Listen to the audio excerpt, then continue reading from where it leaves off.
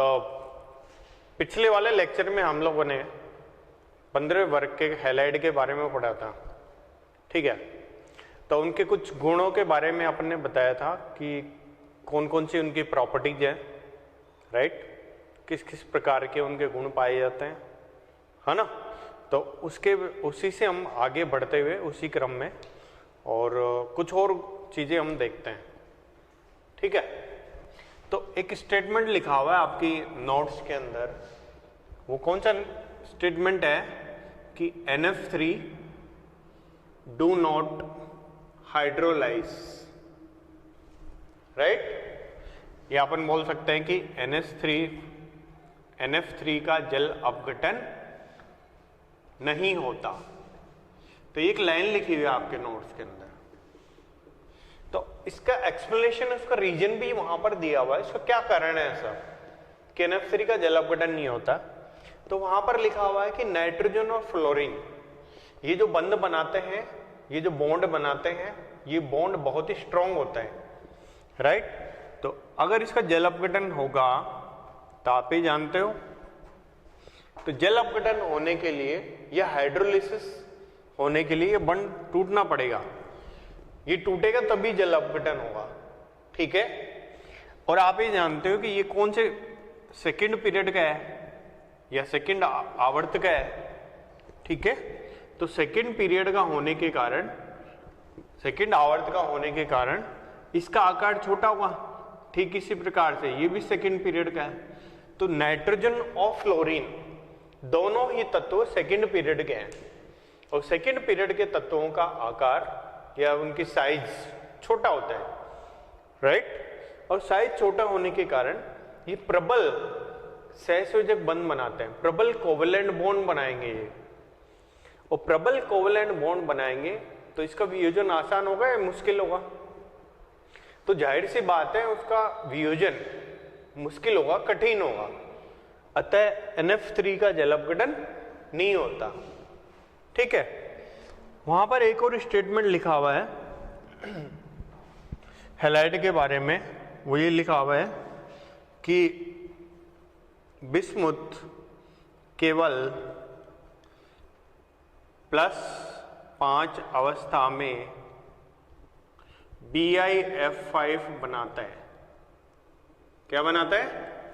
BiF5। तो अपन ऐसे बोल सकते हैं कि Bi only form BiF5 halide in +5 oxidation state, ठीक है।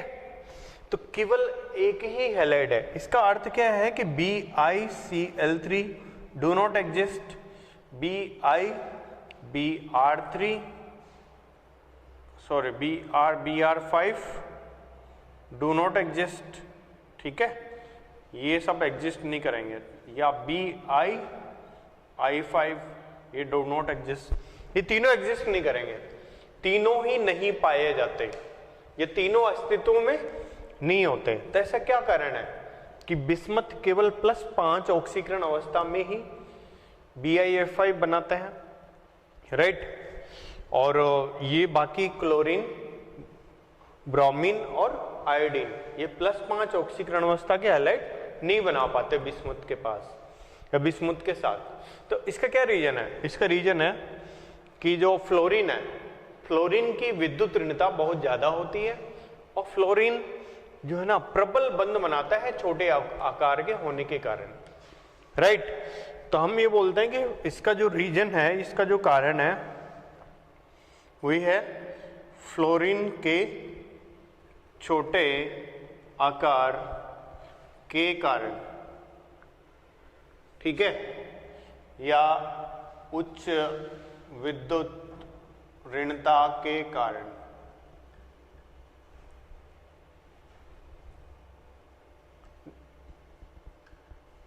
किसके कारण है? It is due to very small size of fluorine atom and high electron negativity of fluorine. So these are the two reasons behind it. That's why Bi only form BiF5. It does not form BiCl5, BiBr5, BiI5। Clear? ठीक है।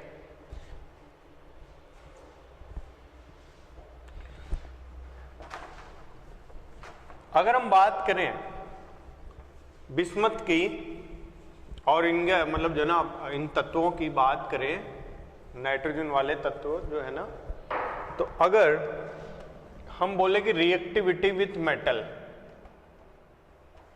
Okay, यानी कि जो धातु है ना, तो धातुओं के साथ कैसे कैसे यौगिक बनाएगा। तो आप ये जानते हो जैसे कि नाइट्रोजन है, धातु के साथ जब भी यौगिक बनाएगा तो क्या बोलेंगे उसको, सीधी सी बात है, राइट। तो जैसे धातु के साथ क्या बनाता है, हैलोजन हैलाइड बनाता है, ऑक्सीजन ऑक्साइड बनाता है।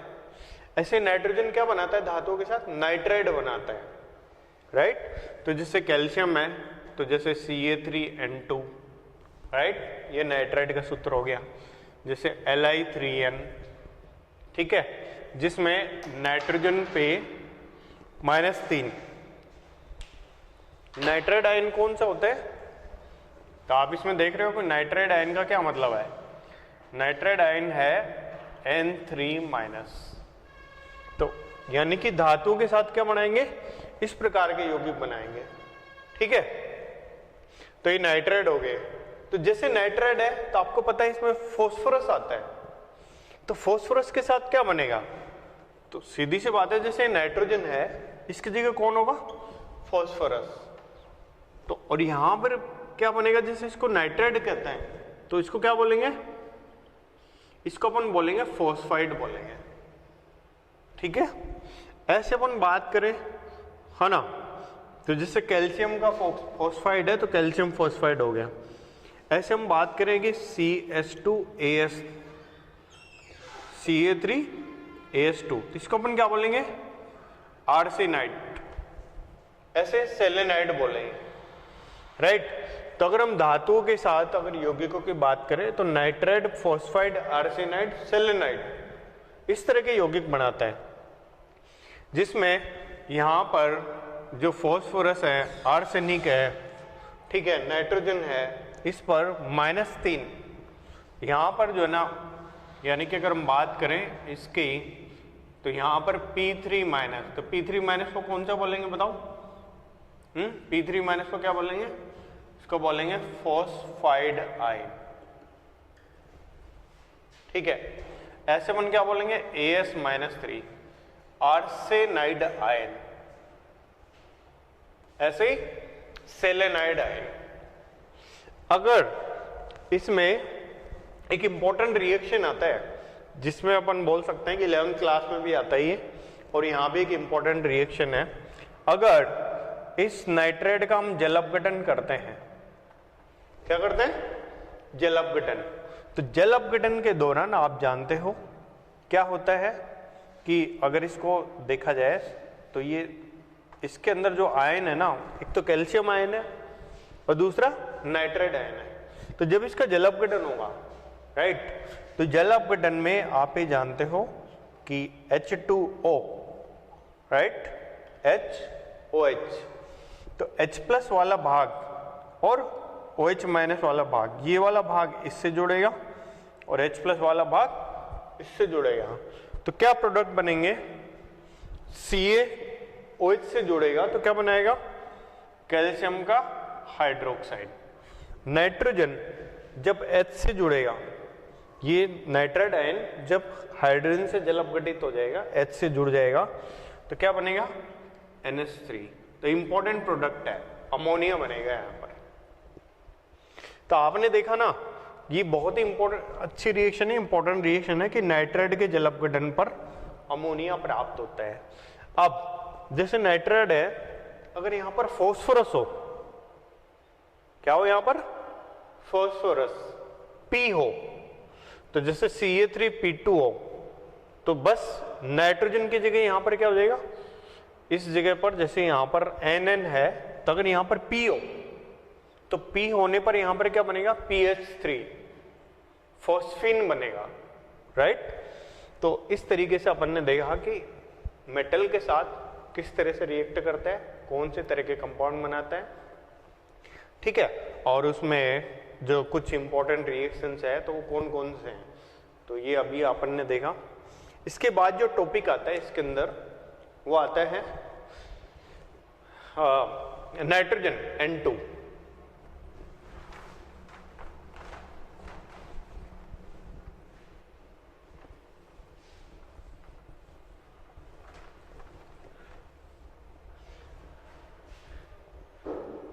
हाँ, तो खूब मजा आ रहा होगा आप लोगों को, है पहली बार। हाँ बच्चों, आज तो खूब मजा आ रहा होगा आपको। सर को पहली बार बिना बालों के देख रहे होंगे, इतने छोटे छोटे बालों में कैसा लग रहा हूं मैं। चलो ठीक है, गुड है। तो इसमें अगला जो टॉपिक आता है वो है नाइट्रोजन N2, राइट।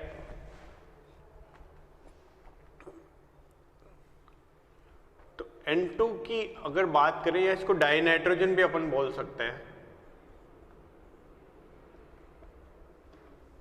ठीक है। तो सबसे पहले डाई नाइट्रोजन का निर्माण कैसे किया जाता है, ये इसको कहां से प्राप्त किया जाता है, ठीक है। तो अगर इसके विरचन की अगर हम बात करें कि कैसे कैसे इसको बनाया जाता है, विरचन का मतलब होता है प्रिपरेशन, कैसे इसका प्रिपरेशन किया जाता है। तो इसके प्रिपरेशन में वन बात करें इसकी, तो कैसे कैसे इसको प्रिपेयर कर सकते हैं। तो पहला अपन ये बोलते हैं कि व्यावसायिक, ठीक है, उत्पादन, या अपन बोल सकते हैं इंडस्ट्रियल प्रिपरेशन।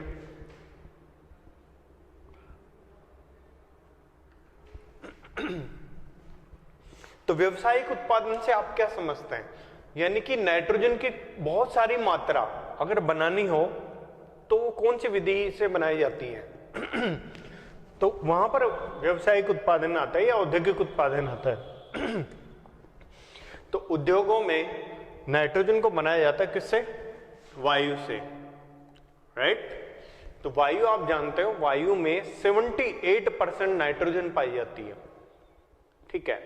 तो बहुत ही बढ़िया है ये, तो हमारे लिए नाइट्रोजन बनाने का बहुत ही अच्छे साधन है। तो वायु से नाइट्रोजन कैसे प्राप्त की जा सकती है, डायरेक्ट तो ऐसा कोई मेथड है नहीं। तो हमें क्या करना पड़ता है, सबसे पहले वायु को हमें क्या करना पड़ता है, इसको द्रवीकृत करते हैं, ठीक है, इसको द्रव में बदला जाता है। और एक द्रव में बदलने के बाद उसका प्रभाजी आसवन किया जाता है। आपने सुना होगा ना पहले प्रभाजी आसवन, fractional distillation. What we have to do for industrial preparation, we have to liquefy the air, right. After the liquefaction of air, what we have to do, we have to do fractional distillation. तो आपने ये word सुना होगा fractional distillation, प्रभाजी आसवन। नहीं सुना तो कोई बात नहीं, मैं आपको बता देता हूं। प्रभाजी आसवन में हम क्या करते हैं, फ्रैक्शनल डिस्टिलेशन में हम क्या करते हैं कि कोई द्रव है, उस द्रव में बहुत सारे कंपोनेंट्स, बहुत सारे उसमें घटक पाए जाते हैं, बहुत सारे अवयव पाए जाते हैं। अगर उस द्रव के अवयव को हमें अलग अलग करना है, सेपरेट करना है, तो वो उसके लिए हम विधि लगाते हैं फ्रैक्शनल डिस्टिलेशन, प्रभाजी आसवन, जिसमें बॉइलिंग पॉइंट के आधार पर, क्वथनांक के आधार पर जो घटक है वो अलग अलग हो जाते हैं, अलग अलग जगह पर एकत्रित हो जाते हैं, अलग अलग जगह पर कलेक्ट हो जाते हैं, राइट। तो अगर हम बात करें तो वायु को, एयर को क्या करते हैं, द्रवीकृत करते हैं। What we have to do, we have to liquefy, right. और लिक्विफाई करने के बाद what we have to do, इसके बाद इसको प्रभाजी आसवन अपन करते हैं, या फिर अपन बोलते हैं फ्रैक्शनल डिस्टिलेशन करते हैं, ठीक है। तो फ्रैक्शनल डिस्टिलेशन करने पर आपको जो ना इसके अंदर 78% क्या मिल जाएगी आपको, N2।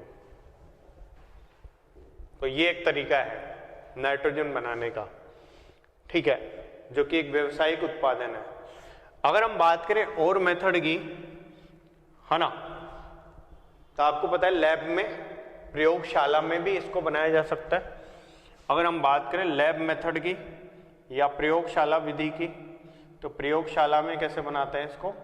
तो प्रयोगशाला में इसको बनाया जाता है अमोनियम क्लोराइड की अभिक्रिया NH4NO2 राइट से कराने पर आपको मिलता है अमोनियम क्लोराइड की अभिक्रिया करवाई जाती है, ठीक है। उससे अमोनियम NH4NO2 बनाया जाता है। NH4NO2 बनाने के बाद इसका विघटन कराया जाता है। इसके उच्च ताप पर विघटन पर आपको N2 प्राप्त होती है, ठीक है। तो प्रयोगशाला में कैसे बनाते हैं उसकी अगर अभिक्रिया लिखें तो अपन ऐसे बनाते हैं NH4NO2, इसको जब हम गर्म करते हैं राइट, तो NH4NO2 को गर्म करने पर हमें N2 गैस प्राप्त होती है और ये यहाँ पर वाटर लिक्विड फॉर्म में आपको मिलता है, ठीक है। तो प्रयोगशाला विधि में क्या होता है कि नाइट्रोजन का ऑक्सीकरण हो जाता है NO2 के द्वारा और N2 में प्राप्त होती है, ठीक है। तो ये कुछ मेथड है कैसे कराया जाता है इसको, और ये इसको बनाने की कौन सी विधि है? इसको बनाया जाता है NH4Cl प्लस NaNO2 से रिएक्शन पर, ठीक है। प्रयोगशाला में हम क्या करेंगे, अमोनियम क्लोराइड लेते हैं, NaNO2 लेते हैं, ठीक है। उससे क्या बनाते हैं NH4NO2 बनाते हैं, फिर इसको उच्च ताप पर विघटित कर देते हैं, ठीक है। जैसे इंग्लिश में हम बात करें NH4Cl that will react with NaNO2 and it will form NH4NO2. On heating, on strong heating, it decomposes to form N2 and H2O.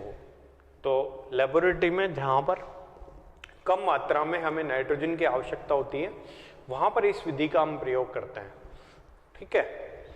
तो ये दो मेथड आपके सामने हम मैंने आपको बताया, तो केवल ये दो मेथड नहीं है, और भी विधि है यहाँ पर, ठीक है। तो एक बार उसको भी अपन देखते हैं, ठीक है।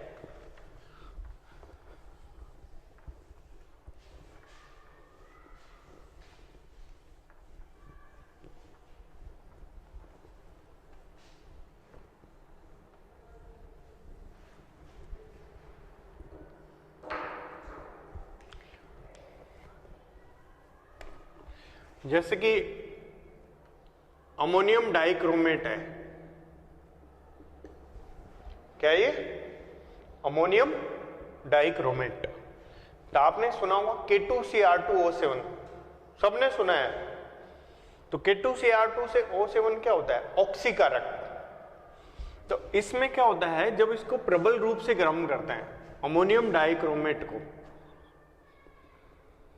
ठीक है, तो आपको पता है कि ये क्रोमेट वाला भाग कौन सा है, ये क्रोमेट वाला भाग है।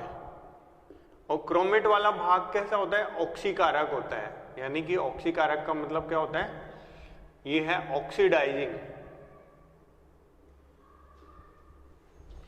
राइट। तो अमोनियम डाइक्रोमेट को जब स्ट्रॉन्ग या फिर प्रबल रूप से गर्म करते हैं, स्ट्रॉन्ग हीटिंग करते हैं, तो इसका क्या हो जाता है, डिकम्पोजिशन या इसका विघटन हो जाता है, और इसके विघटन के परिणाम स्वरूप हमें मिलता है N2 प्लस Cr+3, जिसका हरा रंग होता है, ग्रीन कलर का होता है। तो ये जो अभिक्रिया होती है, ये हरे रंग के साथ हमें प्रोडक्ट दिखाई देता है, यानी कि ग्रीन कलर आपको दिखाई देता है। जैसे कि दिवाली में पटाखे चलाते हो तो वहां पर क्या बहुत सारे कलर वहां पर दिखाई देते हैं। जैसे कुछ पटाखे होते हैं ऊपर जाकर के वो फूटते हैं, राइट, तो उन पटाखों में से कलर निकलते हैं बहुत सारे। तो अगर इस अभिक्रिया को देखें तो बिल्कुल वैसा ही है। तो इसके अंदर जैसे पटाखों के रूप में अगर देखा जाए तो इसमें कौन सा कलर दिखाई देगा आपको, इसमें दिखाई देगा आपको ग्रीन कलर, जो किसके कारण होता है, Cr+3 के कारण, राइट, इसके कारण ग्रीन कलर वहां पर दिखाई देता है।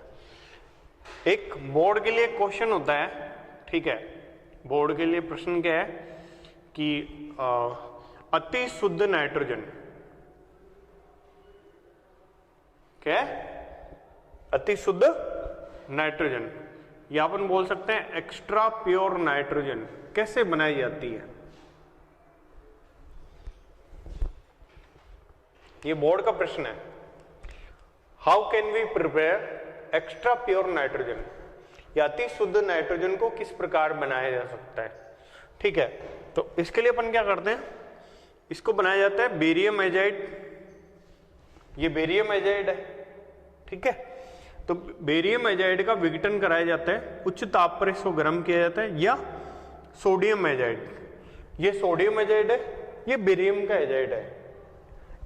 N3 माइनस को कोई क्या बोलते हैं अपन, इसको बोलते हैं एजाइड आयन, राइट। तो इस एजाइड आयन से बना हुआ NaN3 है और BaN3 है, या BN3 होल ट्वाइस है। तो जब इनको अपन गर्म करते हैं, ठीक है, तो इसको गर्म करने पर ये क्या प्राप्त होगा हमें, बेरियम और सोडियम, और यहां पर N2 इसके विघटन पे आपको मिलेगी यहाँ। तो बेरियम एजाइड या सोडियम एजाइड के विघटन पर अति शुद्ध नाइट्रोजन हमें प्राप्त होती है। अति शुद्ध कैसे है, क्योंकि इसमें कोई साइड प्रोडक्ट नहीं है, राइट। साइड प्रोडक्ट मतलब जब इसको गर्म कर रहे हैं तो ये तो सॉलिड ठोस अवस्था में आ जाता है, और नाइट्रोजन गैसों के रूप में हम उसको कलेक्ट कर सकते हैं, राइट। तो इस नाइट्रोजन को, गैस को अपन कलेक्ट कर लें, और ये सोडियम जो है ना वही सतह पर रह जाएगा। ठीक है, तो जैसे हम बोल रहे हैं कि ये सोडियम एजाइड की परत है या बेरियम एजाइड की परत है, तो जब इसको गर्म किया जाएगा तो केवल इसमें से नाइट्रोजन निकल के इकट्ठा होगी, राइट, और कोई साइड प्रोडक्ट नहीं बनेगा। तो अगर ऐसा हुआ कि केवल नाइट्रोजन ही इससे निकलेगी, तो ऐसे केस में क्या होगा, शुद्ध नाइट्रोजन हमें प्राप्त होगी या फिर कुछ अशुद्धियां होंगी यहाँ पे, डेफिनेटली वहां पर शुद्ध नाइट्रोजन ही प्राप्त होगी। इसलिए बहुत ही इंपॉर्टेंट है, बोर्ड का क्वेश्चन होता है कि अति शुद्ध नाइट्रोजन को किस प्रकार से प्राप्त किया जाता है। ठीक है, तो ये कुछ नाइट्रोजन बनाने के कुछ अपने सामने कुछ मेथड्स थे जो हमने आपको बताए। ठीक है, तो ये सब आपके नोट्स में दिए गए हैं, तो आप उनको पढ़ सकते हो, है ना।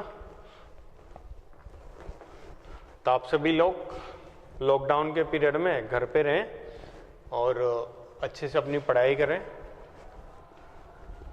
और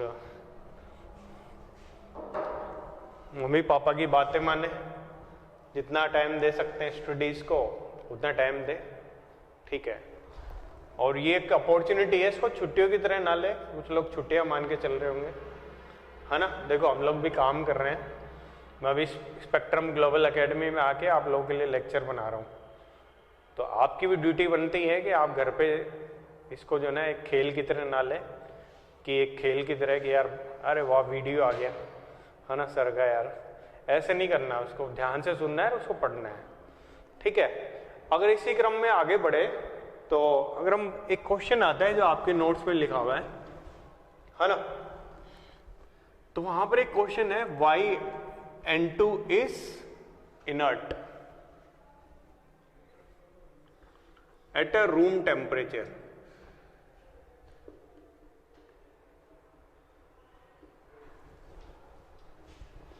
N2 कमरे के ताप पर अक्रिय होता है। हिंदी में इसको इस प्रकार से बोलेंगे कि नाइट्रोजन कमरे के ताप पर अक्रिय होता है, क्यों। तो इसका जो उत्तर है आपके वहां पे लिखा भी हुआ है। ठीक है, अगर हम नाइट्रोजन की संरचना देखें, नाइट्रोजन के स्ट्रक्चर देखते हैं, तो नाइट्रोजन में कितने बॉन्ड पाए जाते हैं, इन दो परमाणुओं के बीच में, इन दो एटम के बीच में 3 बॉन्ड पाए जाते हैं, ट्रिपल बॉन्ड, राइट। साथ में अगर हम बात करें कि ये ट्रिपल बॉन्ड की कैरेक्टरिस्टिक कैसी है, ये जो ट्रिपल बॉन्ड है कैसा है, मजबूत है, वीक है, दुर्बल है, कैसा है।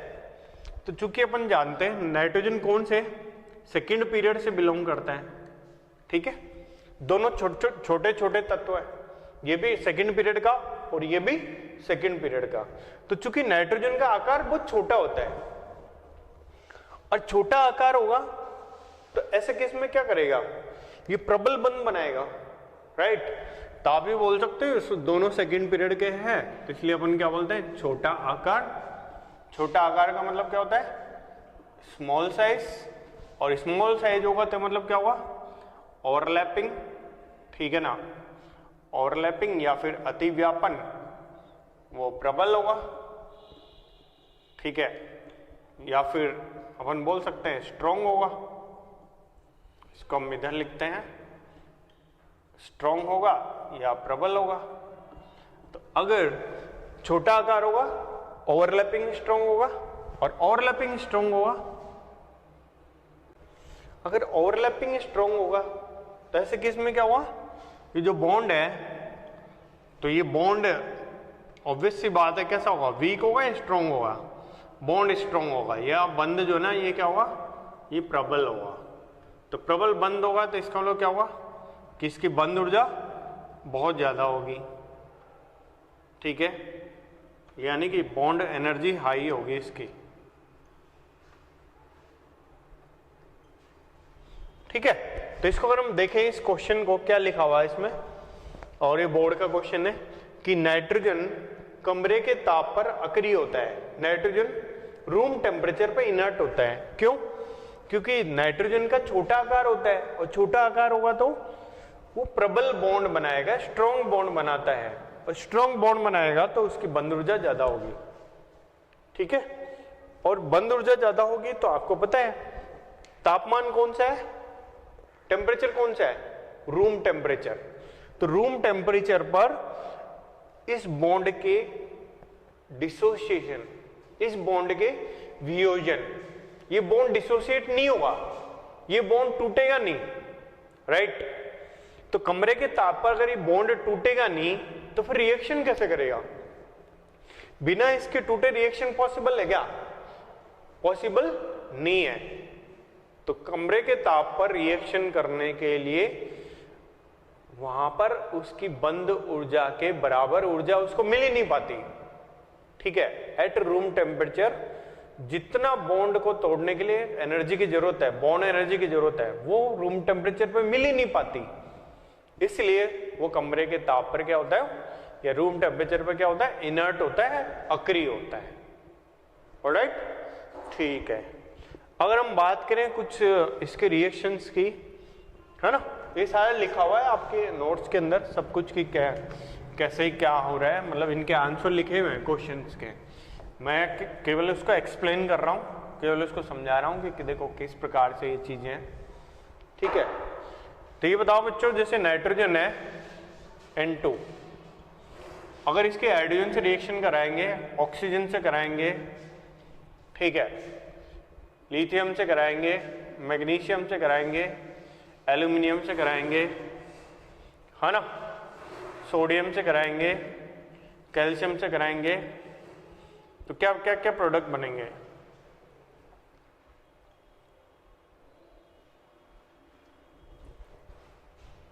तो क्या क्या प्रोडक्ट बनेंगे आप बता सकते हो। तो जैसे हम बात करें नाइट्रोजन का हाइड्रोजन के साथ क्या बनेगा, हाइड्राइड।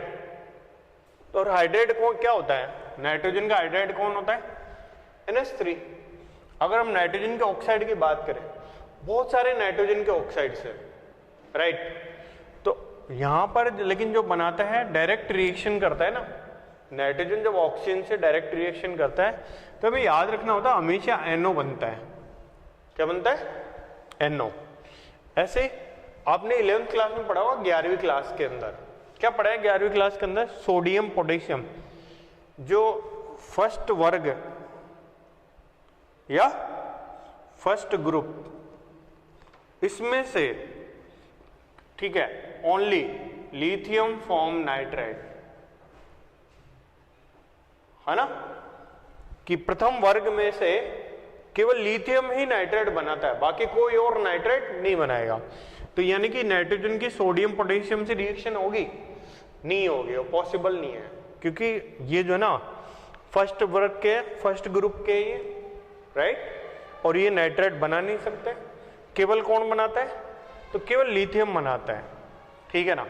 तो आप ये जानते हो कि तो केवल लिथियम अगर नाइट्राइड बनाता है, तो नाइट्राइड के बारे में अपन पहले पढ़ चुके हैं। तो क्या सूत्र होता है नाइट्राइड का, Li3n, क्योंकि N3 माइनस होता है नाइट्राइड के अंदर, नाइट्राइड आयन का सूत्र यही होता है।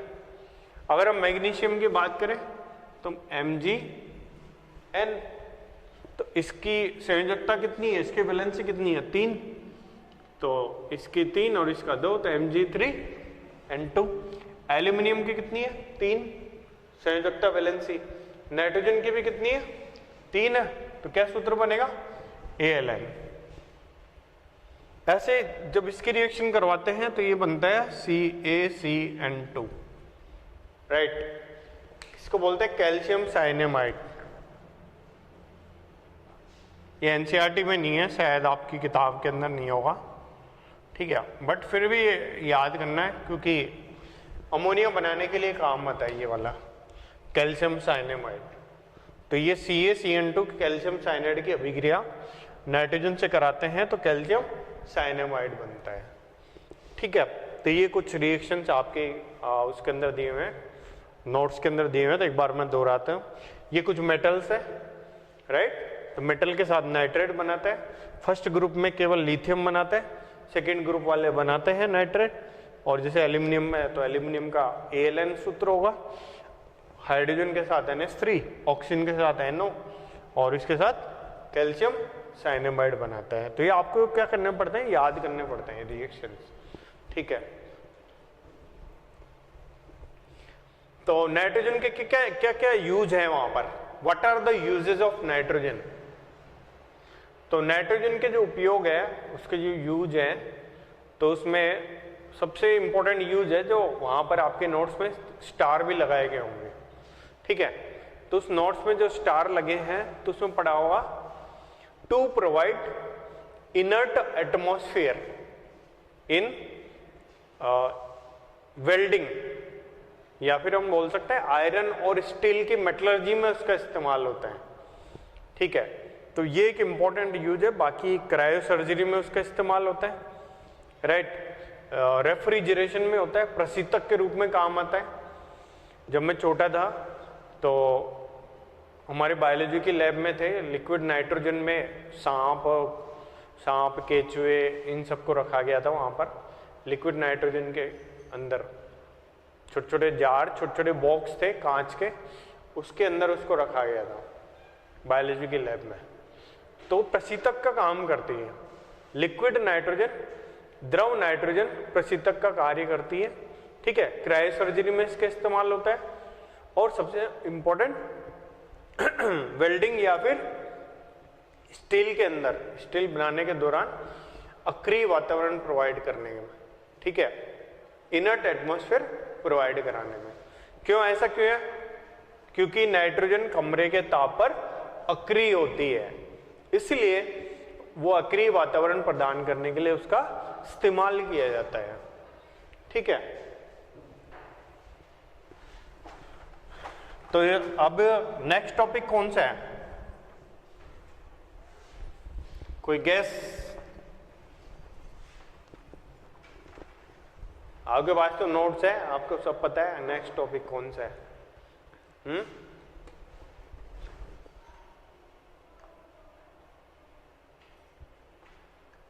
तो नेक्स्ट टॉपिक है अमोनिया, ठीक है।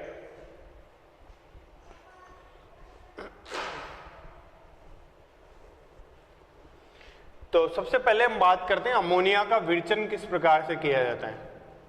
विरचन मैं पहले बता चुका हूं। विरचन का अर्थ होता है प्रिपरेशन, राइट। तो अमोनिया का प्रिपरेशन किया जाता है अमोनियम लवणों से। जैसे कि ये क्या है? अमोनियम क्लोराइड है और ये अमोनियम सल्फेट है। अमोनियम क्लोराइड, अमोनियम सल्फेट, ठीक है। और ये दोनों क्या है? ये दोनों क्या है? अमोनियम सॉल्ट है ये, ठीक है। तो अपन ऐसे बोल सकते हैं these are what? Ammonium salt या फिर लवण। तो इनकी अमोनियम सॉल्ट की अभिक्रिया अगर हम किससे करा दें? हम करा दें जैसे कि फॉर एग्जांपल इससे NaOH से, इनसे करा दें।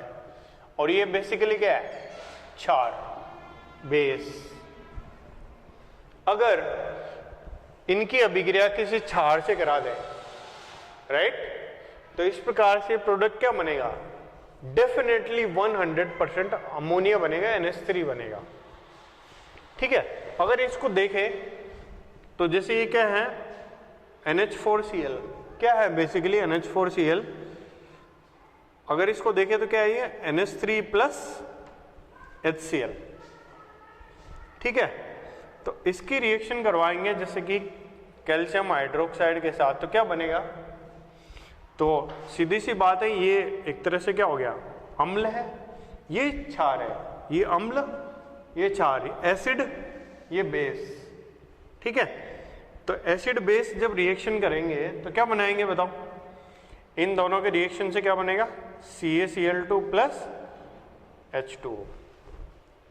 NH4Cl है, उसका अपन ऐसे लिख सकते हैं, ये एक तरह से दो पार्ट है, NH3 प्लस HCl, इसकी रिएक्शन किससे करा रहे हैं, कैल्शियम का हाइड्रोक्साइड से। कैल्शियम का हाइड्रोक्साइड किससे रिएक्शन करेगा, ये क्षार है, अम्ल से रिएक्शन करेगा, बेस है, एसिड से रिएक्शन करेगा, क्या बनेगा, CaCl2 प्लस H2O। तो यानी कि प्रोडक्ट लिख सकते हैं ना अपन, तो क्या प्रोडक्ट बनेगा प्रोडक्ट बनेगा यहां पर अमोनिया और यहां पर भी अमोनिया, दोनों जगह अमोनिया बनेगा ना। यहां पर क्या है, अगर हम बात करें, चलो पहले ये लिखते हैं CaCl2 प्लस H2O।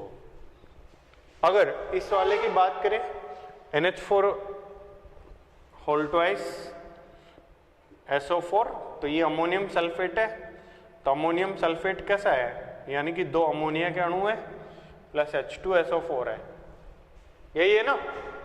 तो जब इसकी रिएक्शन होगी NaOH के साथ, ठीक है, तो NaOH के साथ रिएक्शन होगी तो क्या प्रोडक्ट बनेगा पता है आपको, ठीक है। इसको अपन यहां लिख सकते हैं, अमोनिया को अपन यहां लिख सकते हैं, और इन दोनों के रिएक्शन पे क्या बनेगा, Na2SO4 प्लस H2O। तो अमोनियम लवणों की क्षार से क्रिया के द्वारा अमोनियम सोल्ट को अगर हम बेस से रिएक्शन करते हैं, किसी हाइड्रोक्साइड बेस से रिएक्शन करते हैं, तो वहां पर अमोनिया एज ए प्रोडक्ट आपको प्राप्त होती है, ठीक है।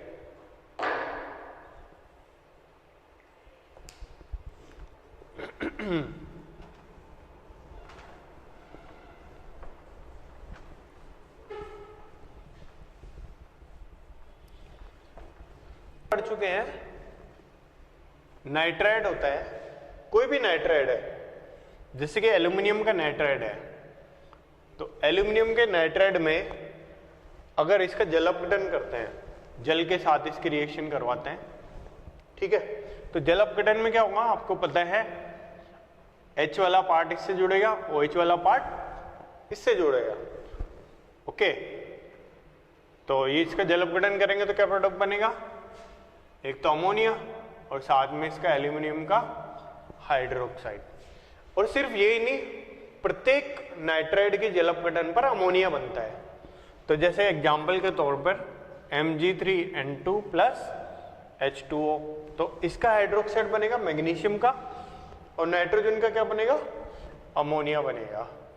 तो ये मैग्नीशियम का हाइड्रोक्साइड, Mg की वैलेंसी 2 है, संयोजकता 2 है, तो OH2 लगाएंगे, यहाँ पर इसकी वैलेंसी 3 है, संयोजकता 3 है, तो 3 लगाएंगे यहाँ पर, ओके। तो ये एक मेथड है NH3 बनाने का, ठीक। इसी प्रकार से कैल्शियम साइनेमाइड CaCN2, तो ये भी एक तरह का नाइट्राइड है, लेकिन इसमें कैल्शियम और कार्बन कुछ और तत्व ही है, तो इसका नाम हमने पहले भी लिखा था, क्या है ये, कैल्शियम साइनेमाइड, ठीक है। तो कैल्शियम साइनेमाइड की जल अपघटन करते हैं, फिर से जल अपघटन है, ये भी जल अपघटन है और ये भी जल अपघटन है। तो इसके जल अपघटन पे आपको प्राप्त होता है CaCO3 प्लस NH3, ठीक है, ओके। तो जल अपघटन के दौरान क्या होता है, ये नाइट्रोजन से हाइड्रोजन जुड़ती है और इससे क्या जुड़ता है, ऑक्सीजन जुड़ता है, जो और यहाँ पर CaCO3 का निर्माण होता है। तो ये क्या है कि कई बार क्वेश्चंस पूछ लेते हैं एग्जाम्स वगैरह में कि किस प्रकार से ये बनाया जाता है, मतलब CaCN2 से भी अपन बना सकते हैं कैल्शियम साइनेमाइड की अभिक्रिया। तो ये आपको याद करनी पड़ती है, इंपॉर्टेंट है ये, ठीक है। बोर्ड के लिए नहीं है, but for NEET exam, for JEE Mains, तो उनके लिए काम आती है। ठीक है,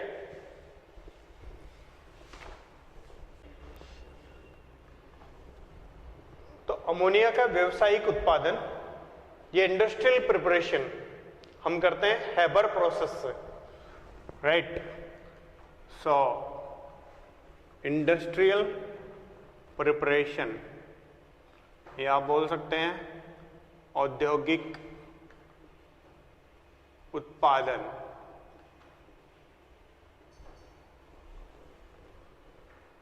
तो औद्योगिक उत्पादन किया जाता है कौन से प्रक्रम से? हेबर प्रोसेस, या क्या बोलते हैं? हेबर प्रक्रम। तो हेबर प्रक्रम ये आपने पहले भी सुना होगा, राइट। कुछ क्वेश्चंस में हो सकता है आपके 11th क्लास में या पहले कभी सुना हो हेबर प्रक्रम के बारे में। नहीं भी सुना हो तो कोई दिक्कत नहीं है ना। तो हेबर प्रक्रम जैसे होता है ना कि बहुत सेलिब्रिटी, राइट, जैसे कि अक्षय कुमार है ना, या नरेंद्र मोदी, तो ऐसे ही हेबर प्रक्रम में एक सेलिब्रिटी की तरह है, राइट, अमोनिया के उत्पादन की। ठीक है, तो यहाँ मतलब जो ना सभी लोग जानते हैं, कोई केमिस्ट्री में कुछ जानता ही नहीं जानता, लेकिन हेबर प्रक्रम जरूर जानता है ना। कोई रिएक्शन किसी को याद हो या नहीं हो, ये रिएक्शन जरूर याद होता है हेबर प्रक्रम की। ओके, तो हेबर प्रक्रम में क्या किया जाता है?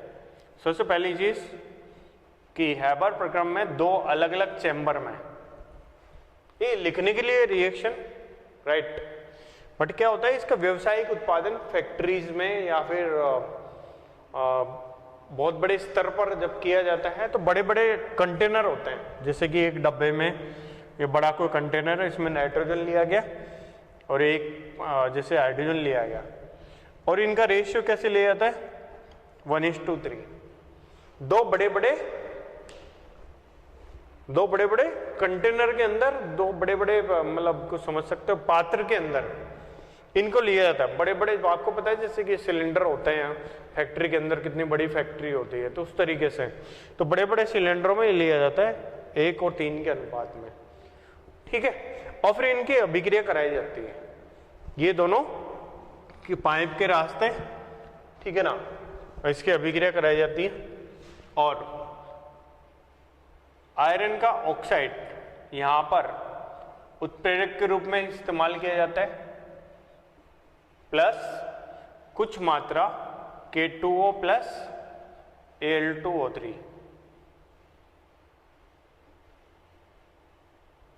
ठीक है, अमोनिया के उत्पादन के दौरान या अमोनिया की प्रोडक्शन की जाती है तब उत्प्रेरक के रूप में ये मिलाया जाता है। ठीक है, मतलब ये मिलाया जाता है कि आयरन ऑक्साइड और K2O3 की कुछ मात्रा, ये उत्प्रेरक का काम करते हैं यहां पर। ठीक है, और उत्प्रेरक का काम तो कर रही है, लेकिन यहां पर जो ना तापमान कितना होता है? तो तापमान होता है करीबन 700 केल्विन के आसपास, और प्रेशर होता है लगभग 200 एटीएम के आसपास। तो 700 केल्विन और 200 एटीएम दाब, बहुत उच्च दाब है 200 एटीएम, राइट। हम जिस वातावरण में रहते हैं वहां पर 1 एटीएम दाब है। अब सोचो 200 एटीएम दाब हमारे ऊपर लगा दिया जाए, हम तो उठ ही नहीं पाए। ठीक है, तो 200 मतलब बहुत उच्च दाब करके, और जो है ना यहाँ पर उत्प्रेरक का इस्तेमाल करके, और क्या बनाया जाता है यहाँ पर? अमोनिया का व्यावसायिक उत्पादन किया जाता है। तो ये जो प्रक्रम है हेबर प्रक्रम है। ठीक है, और ये एक मतलब जो है ना बहुत ही मतलब फैशन मान लो, कुछ भी मान लो, बहुत ही मतलब जो ना फेमस है हेबर प्रक्रम। ठीक है, तो अगर इस हेबर प्रक्रम की बात करें पूरे प्रक्रम की, तो जैसे ये आजकल ये जो उत्प्रेरक प्रयोग किया जा रहा है ना, आयरन ऑक्साइड K2O Al2O3 की कुछ मात्रा, ये आजकल किया जा रहा है। पहले मतलब जो ना प्रीवियसली पहले ये प्रयोग किया जाता था ठीक है, यहां पर क्या यूज किया जाता है, आयरन, वहां पर क्या यूज किया जाता है, उत्प्रेरक के रूप में, और मोलिब्डेनम वर्धक के रूप में। ठीक है, ये पहले के जमाने में ऐसे बनाते थे, पहले के जमाने के मीन्स कुछ सालों पहले, 15-20 सालों पहले इसी प्रकार से बनाया जाता था। ठीक है, इसका उत्प्रेरक के रूप में प्रयोग करते थे। उत्प्रेरक क्या होता है मैं बता देता हूँ, ये कैटलिस्ट होता है, और अंग्रेजी में क्या बोलते हैं, प्रमोटर। वर्धक को बोलते हैं प्रमोटर, राइट। लेकिन आजकल चूंकि ये अच्छा मेथड है ना, मोलिब्डेनम और ये सब जो है ना, आजकल इनका प्रयोग नहीं किया जाता, ये थोड़ा बेटर मेथड है, इससे ज़्यादा अच्छी मात्रा प्राप्त होती है, इसलिए इसका प्रयोग किया जाता है आजकल। ओके, तो इसमें क्वेश्चन होता है, ठीक है।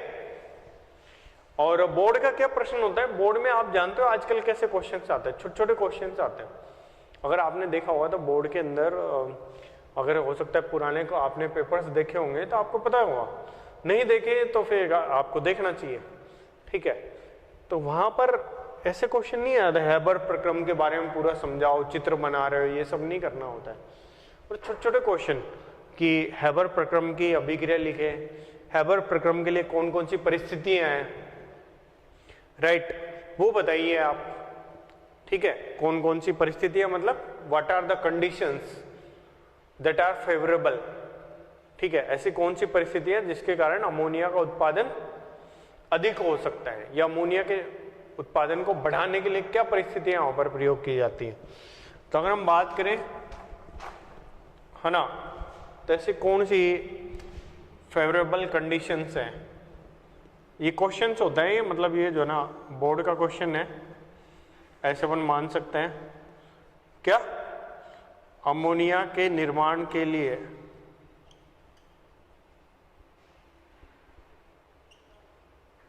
Favourable conditions.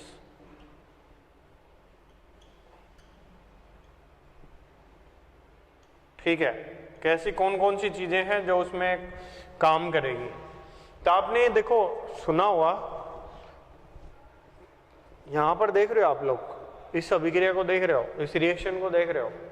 ठीक है, तो इस रिएक्शन में आपने क्या देखा कि एक तो उच्च दाब है, राइट, 200 एटीएम का दाब है, तो अपन बोल सकते हैं कि क्या है, अति उच्च दाब।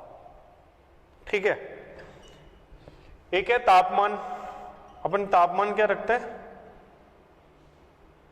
निम्न ताप, मतलब 700 केल्विन के आसपास, उच्च दाब कितना, 200 एटीएम के आसपास, इस तरीके से।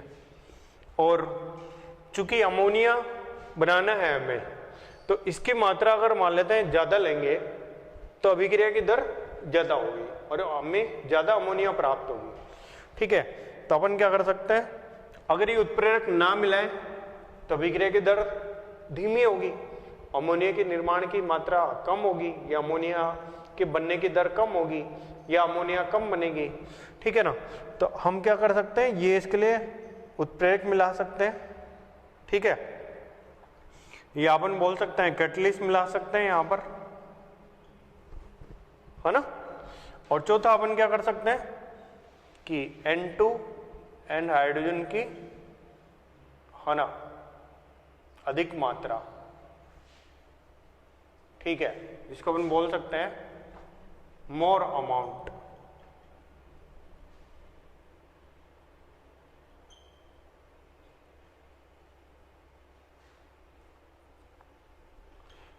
ओके, तो क्या कंडीशंस है अमोनिया बनाने के लिए, अति उच्च दाब यानी कि वेरी हाई प्रेशर, अंग्रेजी में बोलते हैं वेरी हाई प्रेशर।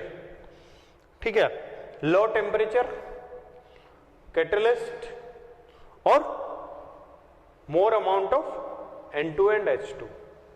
तो अगले वाले उसके अंदर लेक्चर के अंदर अपन कुछ और पढ़ेंगे। ठीक है ना, किस प्रकार से इसका अमोनिया के क्या क्या यूज है वो अपन पढ़ेंगे।